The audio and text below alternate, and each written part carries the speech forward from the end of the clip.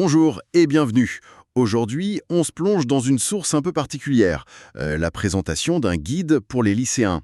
Oui, ceux qui préparent le grand oral du bac, spécifiquement en physique-chimie. Exactement. Et notre objectif, c'est de comprendre comment ce livre propose d'accompagner les élèves pour cette épreuve. C'est souvent un moment un peu stressant, le grand oral. Ah ça oui, c'est clair. Alors la source, c'est la description, la présentation du livre, le grand oral, exemple rédigé en physique-chimie.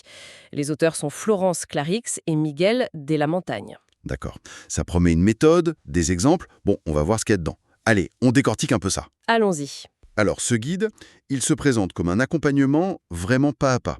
L'idée, c'est de suivre l'élève depuis le tout début, la formulation de sa question, Oui, jusqu'au moment où il passe devant le jury. Le tout basé sur 3 exemples qui seraient complets et détaillés. donc une approche très structurée si je comprends bien. Voilà, ça a l'air assez cadré. Oui, et ce qui semble important ici, c'est vraiment la méthodologie qui est annoncée pour acquérir des compétences bien précises. C'est-à-dire, Il ne s'agit pas juste de réciter un cours, hein, c'est apprendre à construire une question qui soit pertinente, qui colle bien au programme de spé. logique. Ensuite, bâtir une argumentation solide qui tienne la route. Maîtriser aussi les codes de l'oral, comment on parle, comment on se présente, et même anticiper les questions du jury. Ah oui, ça c'est pas mal. Anticiper les questions. C'est assez complet comme programme, oui. Et pour y arriver concrètement, il y a quoi dans ce guide? On parle d'outils. Alors, le texte mentionne une approche progressive, ces fameux 3 exemples détaillés. Oui. Et puis, quelque chose d'intriguant. Des cartes d'argumentation visuelles. Ah, des cartes visuelles, ça ressemble à quoi ça? Des schémas?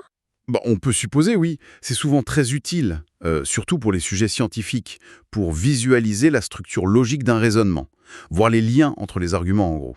Une sorte de mind map, peut-être? Voilà, c'est un peu ça, pour avoir le squelette de l'exposé. Le DID mentionne aussi un glossaire, ça c'est classique, mais toujours utile. Hmm. Des exemples de questions type du jury et commentés en plus, ça c'est précieux. Ah oui, ça c'est très concret. Voir ce qui peut tomber et comment y répondre. Exactement.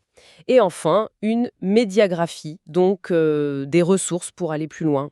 Pas juste des livres, mais peut-être des sites web, des vidéos. D'accord. Une panoplie assez complète en effet. Et les exemples, comment ils sont traités? Alors, chaque exemple serait analysé en 5 étapes bien définies. Ok, Comment on construit la question. Deuxièmement, les liens avec le programme officiel, il faut bien raccrocher ça. bien sûr. L'argumentation elle-même, en détail. Le cœur du sujet. Quatrièmement, la narration, le style oral, comment on raconte son truc, quoi. La forme, voilà.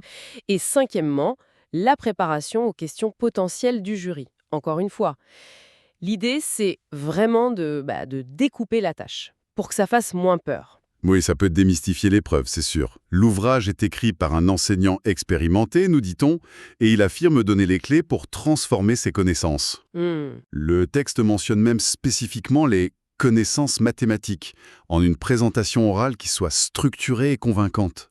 Intéressant ce point sur les maths. C'est vrai que c'est souvent un écueil en physique-chimie à l'oral.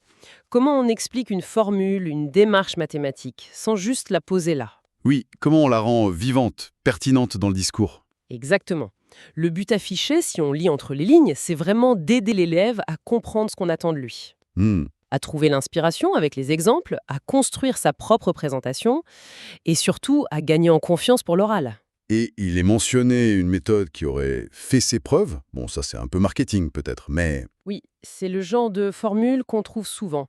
On peut imaginer que ça fait référence à l'expérience de l'auteur, au retour d'élèves peut-être. Sans plus de détails, difficile d'en dire plus, mais ça suggère une certaine validation sur le terrain. d'accord. Donc, si on essaie de résumer un peu, ce guide, il propose une approche très outillée, très structurée. C'est ça. Pour préparer le grand oral de physique-chimie, on décompose une tâche qui peut sembler énorme en petites étapes plus gérables. Voilà. Et on fournit des exemples concrets pour ne pas partir de zéro. L'idée, c'est de rassurer et de guider. Exactement. Et au-delà de juste réussir son bac, ça soulève une question, je trouve. Ah oui, hein. Laquelle? Cette compétence qu'on travaille ici, savoir structurer sa pensée, l'exposer clairement à l'oral, elle est fondamentale pour la suite, c'est évident, pour les études, pour le travail. Oui, bien sûr. Mais est-ce que le fait de l'apprendre via une méthode aussi décomposée, aussi cadrée, ça prépare vraiment à la spontanéité, à l'imprévu des vraies conversations, des échanges moins formels qu'on aura plus tard? Hmm. Bonne question. Est-ce que ça forme des bons récitants ou des vrais communicateurs capables de s'adapter? Voilà, c'est un peu ça. C'est une compétence essentielle, mais la manière de l'acquérir ici, très scolaire peut-être, pose question sur le transfert à d'autres situations. Une réflexion à poursuivre, sans doute.